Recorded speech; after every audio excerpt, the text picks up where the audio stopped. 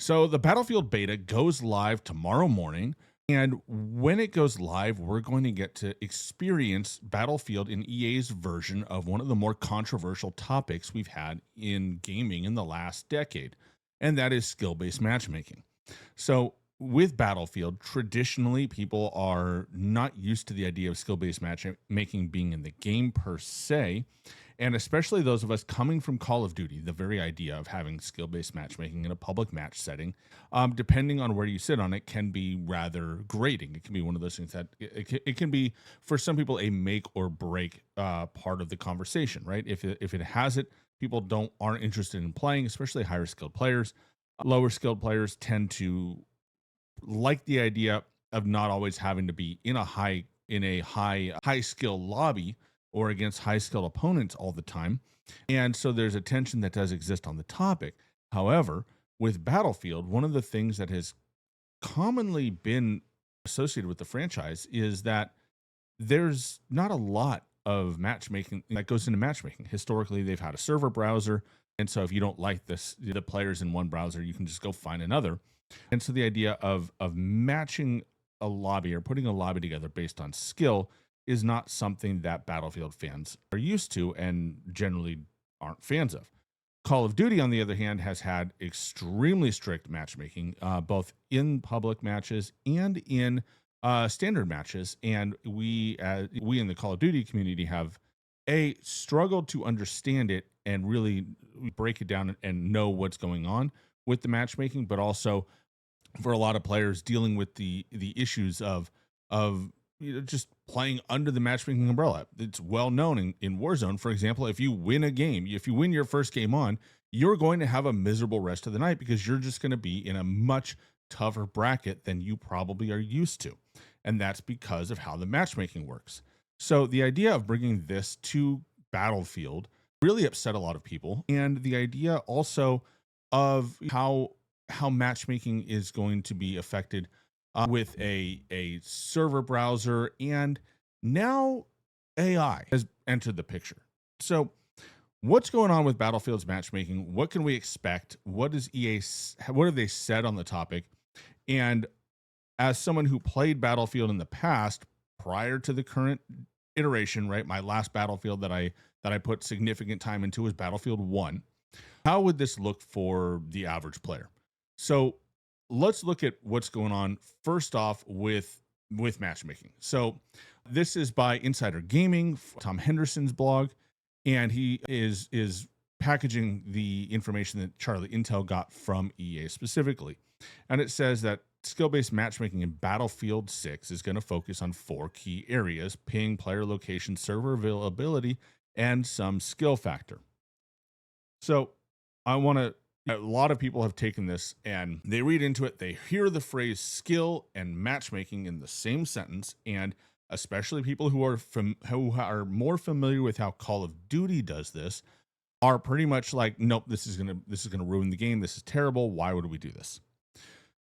So I want to break down a little bit more about how matchmaking in Call of Duty has typically worked, or not Call of Duty, in Battlefield has worked in the past, because there has been skill-based matchmaking in the matchmaking system for Battlefield, even when you have server browsers. So for anybody who doesn't know what that means with a server browser, basically, instead of the game matching you into a server, right? So in Warzone, for example, you load in, you queue in, you get put into a server with 149 other players, and the choice of that server that you get put into is 100% computer done, right? The matchmaking algorithm for Call of Duty looks around, gathers players together that meet certain criteria, throws them into a lobby, and in theory, you have a good time. A lot of people struggle with the way the matchmaking works, either because connection is bad, the skill of the lobby is too high, or whatever the case may be.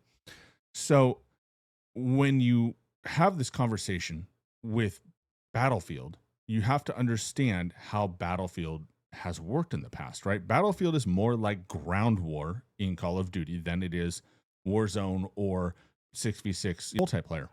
And so what that means is that you have a lot of players on either team, the idea that you can put together a lobby that is comparable, right, to each other, that has a strict matchmaking is challenging.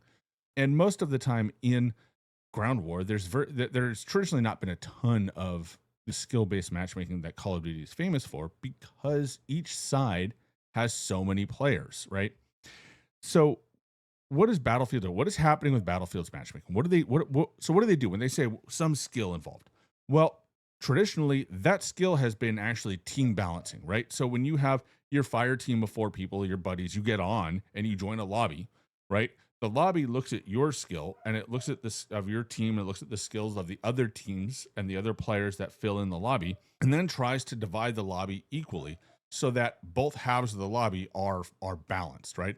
They don't want to have the idea that, oh, with Call of Duty, for example, if you're a really high skilled player, they will often assign you teammates who are lower skilled than you because you are significantly higher skilled, and then you're put up against other players who may not be as high individually as your skill level, but together it all averages, so it's about the same, right? So your really high skill meshed with 5 other low skill players gives you a one, right?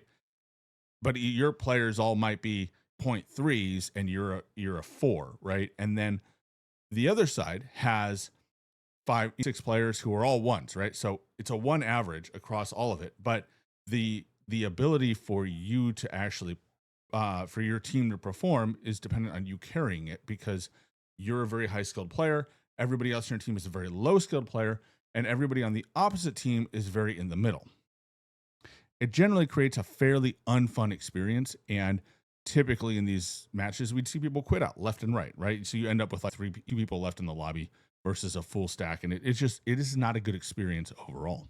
In Battlefield, what they try to do is they wait for everyone to join a lobby. So especially when they had server browsers, and in the portal section, this is probably how it will work, is the lobby gets put together. Everybody who wants to join the lobby, they take the closest players, they take players who want those, whatever their settings are, your location, your ping, your internet connection, the availability of the server that you want to play in, right? Or the game modes, depending on what your scenario is. And then what they do is it's kind of like picking teams on the schoolyard, right? All right, you're a good player, let's put you on separate teams. You're an average player, you're an average player, separate teams, right? Instead of stacking all the good players on one side and all the bad players on the other, right?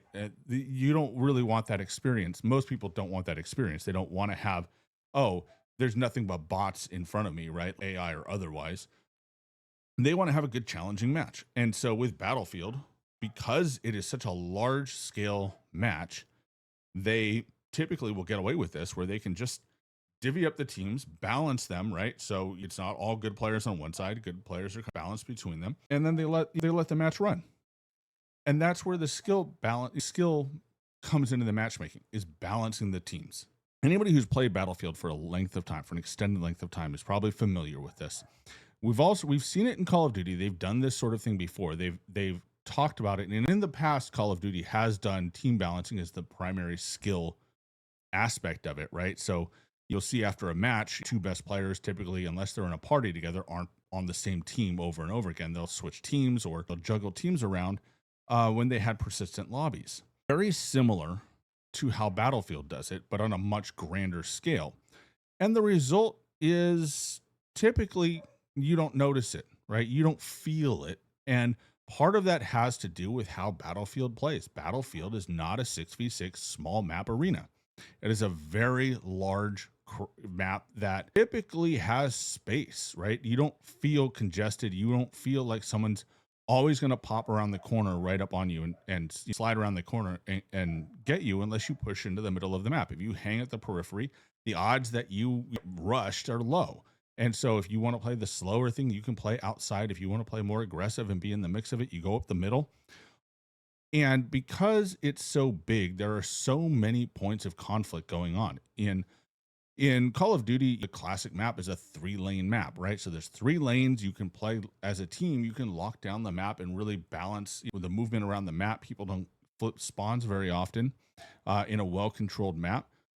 And so it has a good flow to it. With Battlefield, there's not as much flow, but there's a lot of little fights that go on around the map. So typically, if you're an average player or below, you're up against some good players in one part of the map. You just choose a different spawn point or take a different path to combat and go find somewhere else to fight. You fight a whole different group of people. It feels like sometimes playing a completely different game.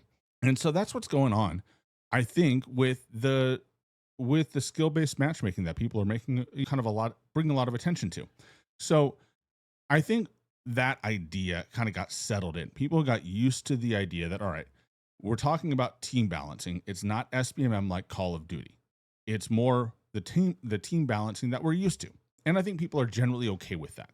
Most people will tell you, especially people that have played Battlefield in the past, and even old time COD players will tell you that that's the kind of skill-based matchmaking that we like. We like the team balancing. We like the idea that they're trying to make it a fair matchup, right, without overcomplicating it. So typically a good thing. However, yesterday, this report comes out, and in the report, DICE had some conversations and talked about what's going on. And one of the things that came out was that they're going to have AI soldiers that will backfill. So this is why AI soldiers will backfill the servers if they're underpopulated. Their game design philosophy is to allow as many players as possible to play at the same time, though. And that got people going. All right. Call of Duty, if you're not aware, has introduced recently a casual mode, which are 85% bots and a handful of humans playing on Warzone, on the big Warzone maps. And it's a very popular mode. It's a very low skill mode. It's a very relaxed mode for a lot of players. But it also is it is kind of derided in some ways. People don't want it to replace the main modes, and they don't want to feel like they're always just shooting AI bots, because if that was the game, they'd just play single player. So what is Battlefield doing, and why do I think it's not a big deal? So Battlefield, as I've described, and you probably know, is a very large 50-player map, like 25, 30 players on a side. And the whole objective is to have this large battlefield that you're fighting on. And so unlike Call of Duty and a lot of other arena shooters, which are 5-on-5, 6v6, 4v4, right? And they're designed on these small maps that you're constantly in contact. You're constantly fighting the enemy. You're constantly shooting at somebody. Battlefield is a bigger experience. There are multiple ways to play the game. You can play it with vehicles, you can play it on foot, you can snipe, you can rush, you can do all these different things. And unlike Call of Duty, there's a lot of space to do it. Now, if you've played Ground War or Invasion in the last few years, you have an idea of how it plays, right? There's some objectives, you do the objectives. It's not about one player playing the game. That being said, here's where the problem lies. If there aren't a lot of people trying to play in that server at any given time, it really radically changes how Battlefield plays. So I played Battlefield back about 1942, Battlefield 1942, the first one. And when that came out, I was living in Hawaii. And this was before fiber was a big thing. We didn't have a great internet. And a lot of people on the island didn't have great internet. And they definitely didn't have great internet to connect to the mainland. So what that means is if we logged on Battlefield and we tried to play just a regular match, we'd end up playing, I don't know, 150 ping, maybe more, often more, I think. I think 200 was not uncommon. And it's just unplayable, right? Anybody who's had a bad connection knows that you get over 100 and it's dicey. 150 to 200 is just practically unplayable. So it was a miserable experience to try and play with the mainlanders. So there were LAN cafes that were popular at the time, and we would go there and play. And we would often get groups of 20, 25 people that would get together and we'd all play. Everybody would invite some friends and we'd kill a Friday or Saturday night. But a number of us, we like to play more often, or there'd be weekends where there wasn't a lot of people available. And we would end up with like 8 or 9 people and try to play Battlefield.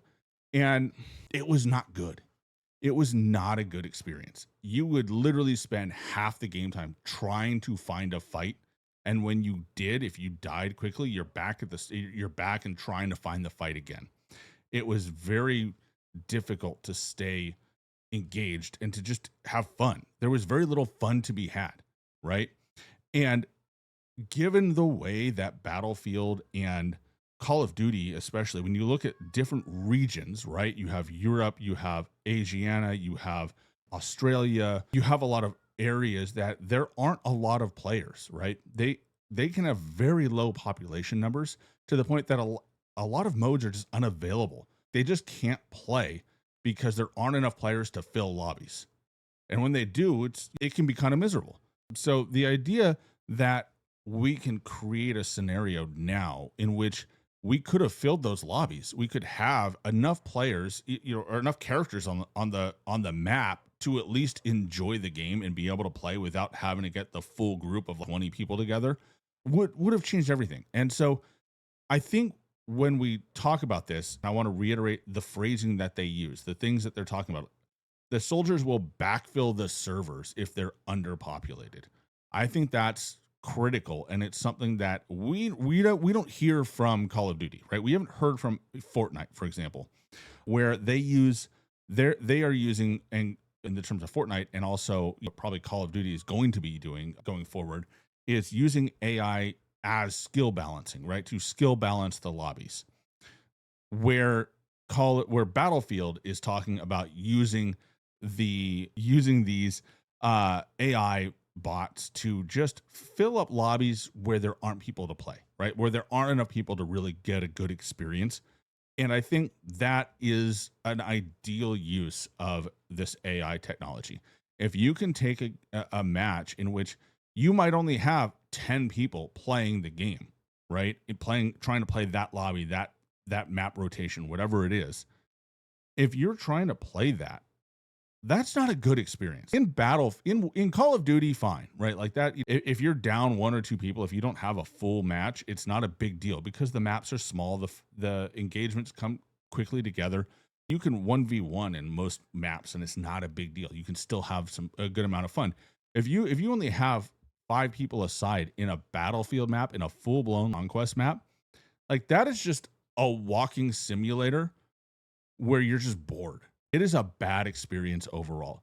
And so I think it's important that we keep some perspective as we hear this stuff. And as we get the stuff in our hands, I think we'll have more to say about it, right? Because we'll get to experience it. We'll get to see what they're doing with it in actuality instead of just hear their words. But from what they're saying, I don't think it's the same problem and the same situation that we're experiencing with Call of Duty and with some of these other games. And so I think at the end of the day, when it comes to looking at Battlefield, a lot of us are approaching Battlefield with our Call of Duty glasses on. We're coming from the perspective of a Call of Duty player, even if we're historically Battlefield, right? We're going to come at the BR from the point of a Warzone perspective or a Fortnite perspective. And Battlefield is indicating that they're willing to do things different. And so we need to take a look at their press reports and the things that they say from the Battlefield perspective in history rather than the Call of Duty perspective. And when you take it from this matchmaking stuff from the perspective of Battlefield, it makes sense. And a lot of it they've done before. And this is exactly, they're describing in so many words exactly what's been done before and what's worked for Battlefield. And so I think we're in a good spot overall with what they've said and what I've experienced as an alpha tester on Battlefield. So that all obviously depends on whether or not they follow through with what they say and they don't change course or they aren't saying one thing and doing another. All of these things are possible. I don't really see that in what they've said and what I've experienced. But again, we'll wait for them to deliver and we'll see what they serve us. But so far, everything they've said seems to be right in the wheelhouse of what we want to hear from Battlefield and what'll hopefully make a great game and a game that pushes Call of Duty to be better. So if you disagree, if you have thoughts, or if, this is tomorrow and you've played the game and you find me completely wrong, drop it in the comments. Let me know, and I'll catch you on the next one.